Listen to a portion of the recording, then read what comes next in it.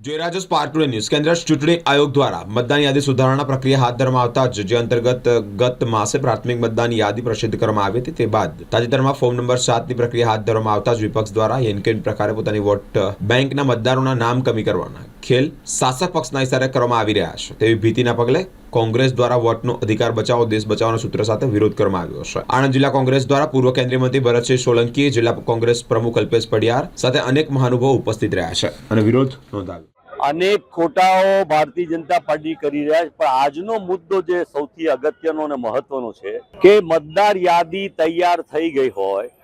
અને એ પછી અચાનક ભાજપના બીએલએ, ભાજપના કાર્યકરો, ભાજપના લોકો જે લોકોનો નાગરિક સ્વતંત્ર અધિકાર મતદારનો હોય એ છીનવી લેવા માટે ખોટા 7 નંબરના ફોર્મ ભર્યા છે, એની સામે જન આંદોલન અને ચૂંટણી પંચ સામે ફરિયાદ